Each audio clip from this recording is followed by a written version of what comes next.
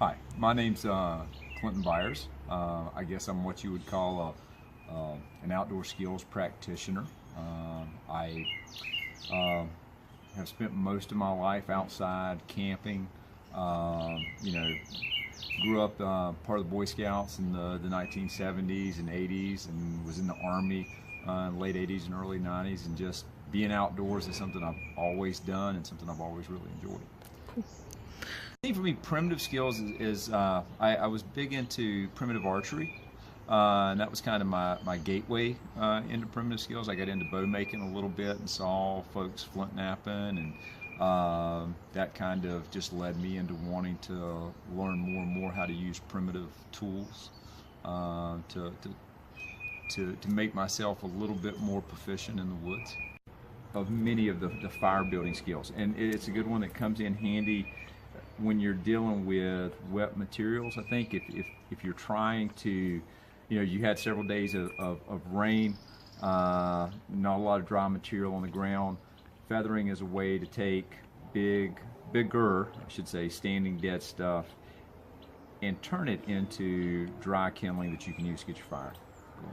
Concept of standing dead stuff, right? Mm-hmm. So like if we can imagine a situation where we've had several days, and what I did was just walk through the woods yesterday afternoon, and some of this was, this was a standing dead pine tree that I was able just to break off.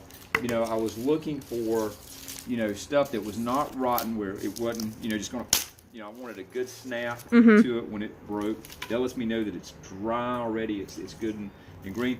And I really like stuff that's about this size. Some of this stuff's a little small, but it's what I could get. This was a limb coming off a tree. I was able to break it off.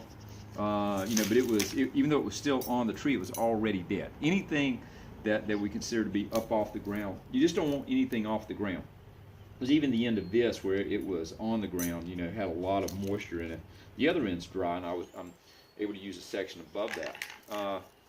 But of course, we'll start by splitting this down and getting rid of some of the. Well, we're going to do a couple of things by splitting it down.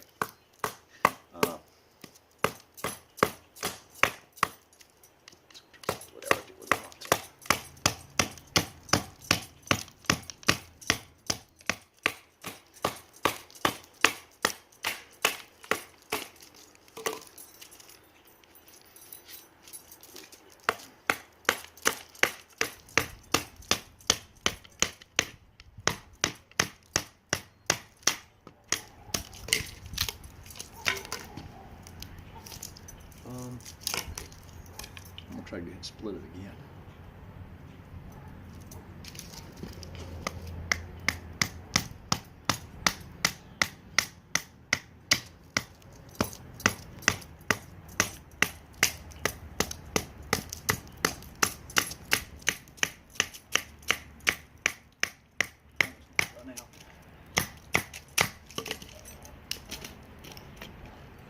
Which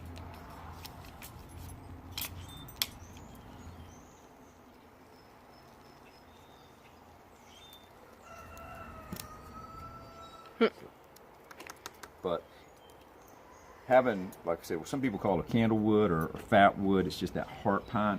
Having a little bit of that in your fire kit is definitely worth having. I mean, you can smell how rich that is.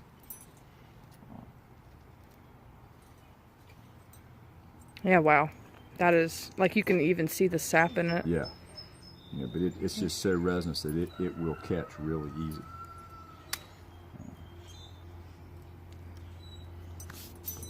Use pine cones a lot for fire starting. And it's really like nature's little fuzz stick or feather stick, in that you've got a very resinous filled piece of wood that, and I'm gonna,